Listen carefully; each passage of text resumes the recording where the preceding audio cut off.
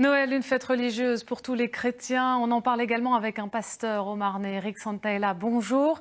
Vous êtes en charge de l'église protestante baptiste de Saint-Dizier. On vient d'entendre le recteur de la cathédrale de Troyes, catholique.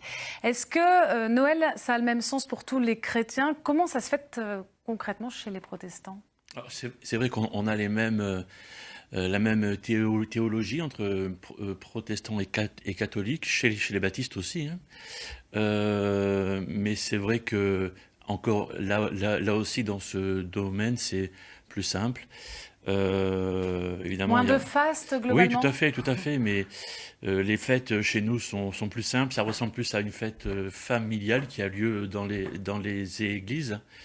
Et c'est un peu chacun qui apporte sa pierre à l'édifice, des chants d'enfants, des sketchs, et ça ressemble plus à une fête familiale, voilà, qu'à une cérémonie liturgique. Voilà. Alors voilà pour la pratique, si l'on peut dire, mais Oui. en tant que protestant, quel sens donnez-vous à Noël?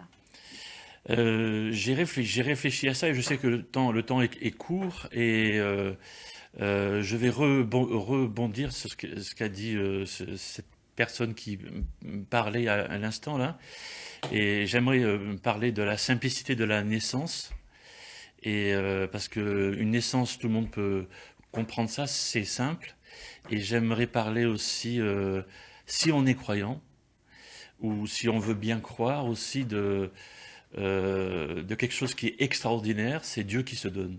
Hors de l'ordinaire. C'est ça. C'est Dieu qui s'offre aux hommes.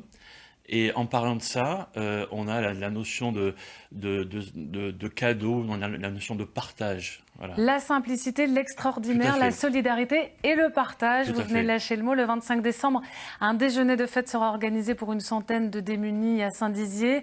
Déjeuner qui est donc organisé par l'association culturelle d'entraide baptiste. On voit là un exemple, c'était dans les Ardennes il y a quelques années. À vos yeux, c'est clairement ça qui compte? C'est ça qu'on devrait retenir à Noël après tout?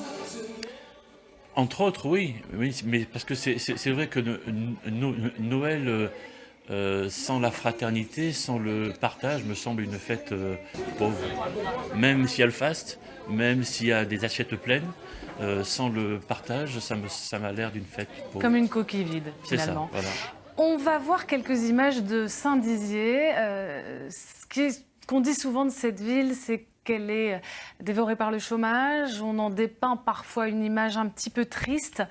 Mais ce qui est assez incroyable et ce que vous avez réussi, c'est autour de ce dîner du 25 décembre, à créer une vague de solidarité, notamment avec les commerçants. Comment ça a été possible? On a été surpris nous-mêmes, parce que pour organiser un repas, et un vrai repas de fête, hein, avec du saumon, avec du foie gras, avec une dinde au marron, avec du fromage, ça donne faim tout ça, mais un vrai repas de Noël pour une association comme la nôtre, juste avec une vingtaine de membres, c'est pas toujours simple. Donc on a cherché des sponsors.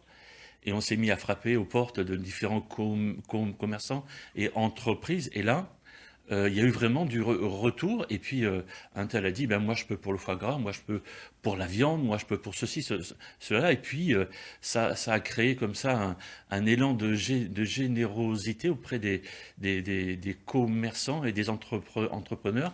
On a même nous été surpris, quoi. Et une grande vague de solidarité, donc ce sera le 25 décembre. Oui. Quelques bénévoles se mobiliseront pour l'occasion.